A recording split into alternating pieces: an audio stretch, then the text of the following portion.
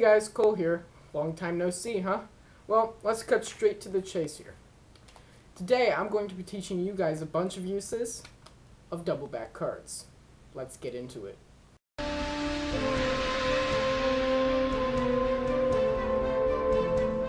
Okay guys, so the first thing that you need to know about double back cards is what makes them different from normal cards. Now, there are two decks here, and one of them have double back cards and one of them doesn't. This one does not. You can tell because it doesn't have two backs. But this one, if I turn it over, it has a back on both sides.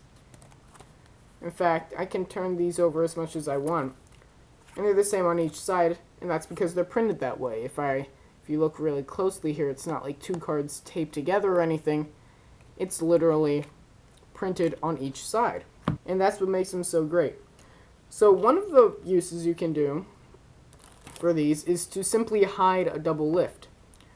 For instance, let me show you a normal double lift. If I just do a double lift, sure, it looks invisible, but if I were to, and I could pick these up as one, but if I didn't and I wanted to like cleanly show it, this card is here. Now I could do a risk kill or something like that, but if I want it to be pretty much entirely clean, what I could do is have a double backer on top. And you see, because it has a back on both sides, when I do a double lift, it's invisible because this is one card here and the double backer is still here. But because it's on both sides, you can't tell. And this is really useful, especially in ambitious card routines. Now, I'll probably do a video on ambitious card routines in the future, but essentially, if you don't know what it is, it's the routine where you simply take a selected card, put it in the deck, and then it rises to the top of the deck. If you want to be ridiculously convincing and make sure that they have no doubt that you're using one card, even though you aren't, what you can do is show that this is one card, show that this is one card, and then very clearly place it under the card, and then do a double lift, and then hand this out to them to examine. It's one card. This double backer is still on here, and let me tell you, their mind will be blown. I've used this many times, and let me tell you, it is incredibly strong, especially as part of a strong routine like the ambitious card. And if you want to get rid of it so that you don't have to use it, you can simply, while they're like checking that out, just reach down, just holding this deck, reach down and just drop it into your pocket, and then keep the rest of the deck. Another way that you can use a double back card is to achieve this kind of effect. Watch, we'll take a card and we'll simply give it a little shake and the back changes. And that's a really strong effect. Like, people do a double take, especially when you're just like having this visual of holding the card like this. It's insane. And it all uses a double backer, because you just take a card that has a different back. I like to use bicycles just because it's just a different color, so it's not like completely changing the card, it's just like changing one aspect of it. And in many ways that can be just as strong, in fact sometimes even stronger, that it's more subtle of a difference but still in your face at the same time. And all you have to do is keep that card under the double backer, and then when you do your double lift, they'll see this, they'll see the face, they're the same card to them, pick it up, and they don't notice it because it's a double backer, of course, and then you show it. And it's as simple as that. Okay, so the past two I've shown you little tricks that you can use to build routines, but for the next couple I'm just going to actually be showing you literal tricks, full-on tricks, that use a double backer. So for this one, have it on top, and then have them pick a card, have it face up on top, just have it there, and your excuse for why it's face up on top instead of in their hand, well, they can look at it and inspect it first if they want. But the reason that it's on top of the deck and not in your hand is because then you ask them to pick another card, maybe even another spectator. Maybe you could do this with like couples. It's a little quick tip you could do. And then once they pick another card, what you're going to want to do is, while they're looking at this card, get a break underneath the top two cards, which is the first selection and the double backer. And then you're going to want to just put them face to face and then just flip it over like that and build this into your presentation. Say, okay, if we just put them face to face like this, let's rewind here. If we just put them face to face like this so that it looks like it has backs on both sides.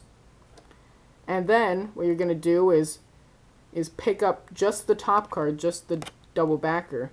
But pick it up like this, and maybe even take a moment to like pick it up, as if, because like if you were trying to like pick up two cards as one that are face to face, it'd be a little bit difficult. And that's the illusion you're trying to convey here. So you want to pick up the double backer like that, and you want to hold it as if you're holding two cards. And this is a really cool trick because a lot of gimmicks you're trying to like hide from the audience, but sometimes the best gimmicks are ones that you up and show the audience. And then especially when it's this, where you can both hide it and you can show it, it's an amazing gimmick. Especially if you are just doing, this is a great closer trick, I should say, and you could do like a whole routine just with the double backer and then right at the end do this, and they'll have no idea. And some of this probably isn't making any sense, but here's the thing. You're going to show it like this, and then I like to do this one of two ways. Now, you're going to want to put this in your pocket just to like remove any kind of... Now, you're going to want to put this in your pocket just to kind of remove any suspicion, but you can either have them cup their hands or just have one hand like this and then just wave it and then drop it, and then just the drama of it dropping, but like the cards don't separate, is enough for people to go, hold on, wait a minute, and then they want to examine it. Or another handling of it is you could have them hold out a hand, you put it there, maybe take a minute so that it looks like you're centering it up perfectly, have them put their other hand on top and have them push as hard as they can, and then once they feel like they've pushed a lot, have them just lift up their hands, and they'll be able to feel that those cards are at the very least stuck together. And that's what they think's happened. They think, oh, okay, maybe there's like a piece of tape on one of them that I didn't see and now they're stuck together. But then you have them examine the card, and when they look at it, it's not stuck together. It's one card, and that's just insane reactions. I guarantee you, this is very, very strong. And also, even if you want to do, you could even like have them keep this as like a souvenir, like an impossible object sort of thing. And you might be thinking, why would I do that? Why would I waste money on this gimmick just to give it away? Well, you can actually get like whole decks. Like at the beginning, the deck I was showing you, it's literally a whole deck of double backers. You can get those for like $10 a piece, and it'll have 52 cards, and that's 52 unforgettable moments for $10. And I think that's a pretty good deal.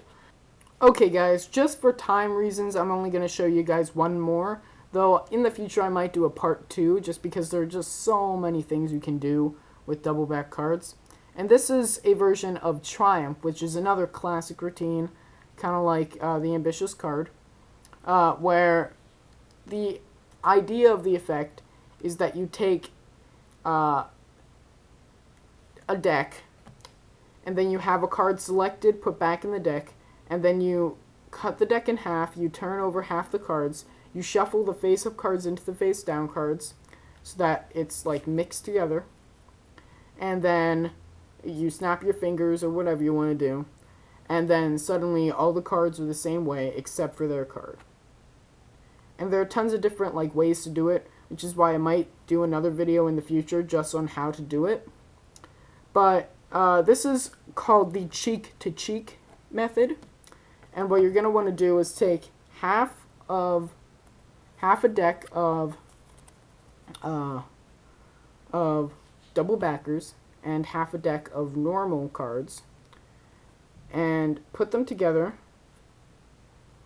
to make a pseudo deck with the normal cards on the bottom.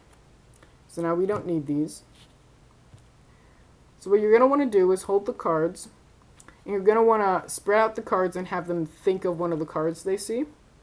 Now, you could just spread them out a few and have them do that. If you want to like show all the cards you can keep a break between the two so that you can spread out and have like as many cards as you want. Just be careful of flashing. I'm not super used to it, which is why I'm flashing right now. But essentially, once they think of the card, so let's say they're thinking of the 2 of clubs here, you're going to want to yourself, just by a corner near you so that they can't see, you're going to riffle, and you're going to see all these, let me bring it closer to the camera so you can see. But you're going to see a bunch of face down cards. You're going to want to do this faster, obviously. But once you eventually hit the face up cards, you're going to want to separate between the 2 piles. And you're going to separate. You can do a risk kill if you want, or whatever. So then, to them, these are also normal cards, and they're just face down, and these are face up. And then you're going to shuffle the cards together, like that.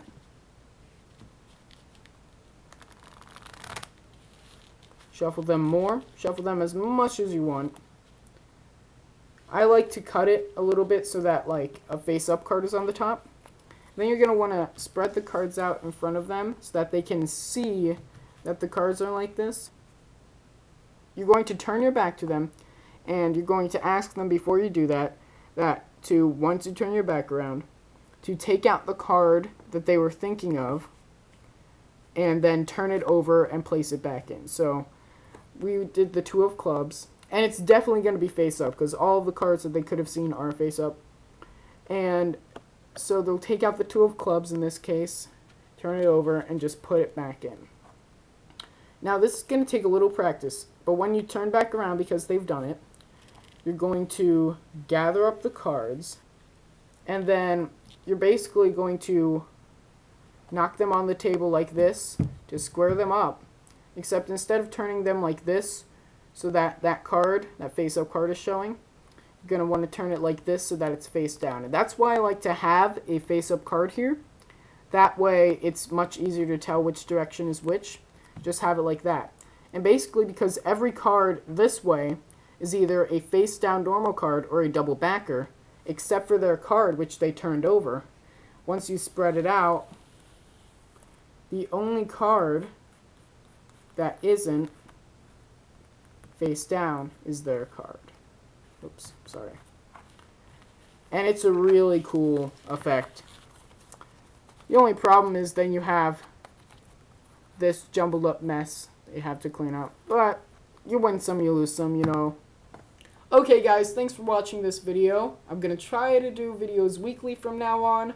I have tons of stuff planned in both this series where I'm showing you not just like specific tricks, but mechanics and how to apply them, but also like different kinds of magic videos that have that are different.